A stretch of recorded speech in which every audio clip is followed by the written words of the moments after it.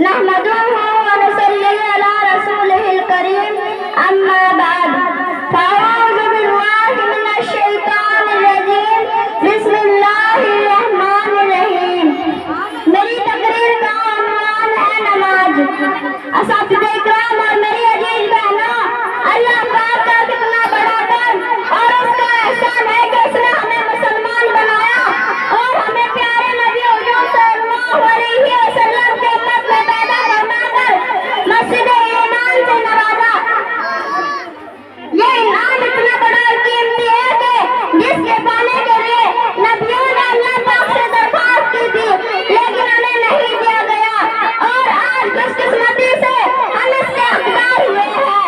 जब अल्लाह पाक की तरफ से खुशूसी इनाम हम पर हुआ है, तब हमारा भी फर्ज है कि हमारी जिंदगी और मौत सब उसी की मर्जी के मुताबिक हो, वरना हम इस कभी इनाम की नाकदरी करने वाले कहलाएंगे।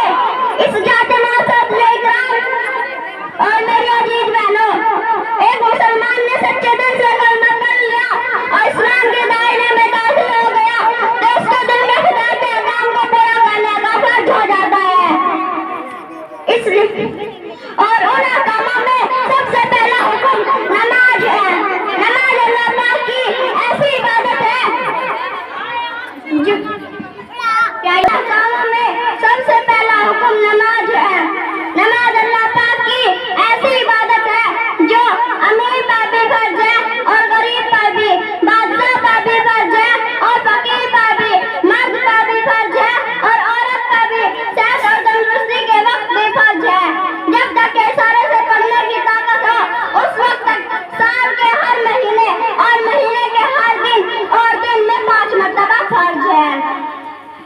गर्ज क्या है कि नमाज का फायदा इतना अहम है कि जो हर बालिग शख्स का फर्ज है और किसी भी हाल में माफ नहीं होता।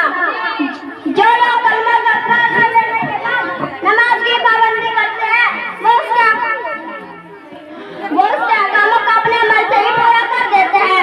इसलिए इनके मुतालिक हुजूर अकरम सल्लल्लाहु अलैहि वसल्लम ने फरमाया कि जिसने जानबूझकर नमाज छोड़ दी उसने कुफ्र का काम किया, और ये भी फरमाया कि जानबूझकर नमाज छोड़ने वाला क़यामत के दिन क़ारून, फ़िरऔन और हामान मसऊद के साथ होगा।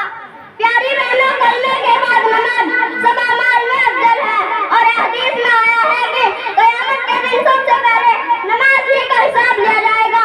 अगर नमाज ठीक निकली तो कामयाब और बामुराद होगा, वरना आखिरत की नेमतों से महरूम रहेगा और बड़े घाटे में रहेगा।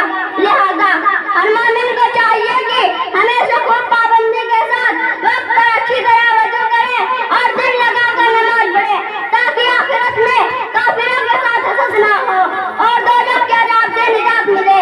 और जो कुछ नमाज में पढ़ा जाता है, यानी सलात, तहियात और सुन्नत वगैरह, इन सब को भी ठीक ठीक याद करे ताकि इनके गलत होने से नमाज गलत ना हो जाए।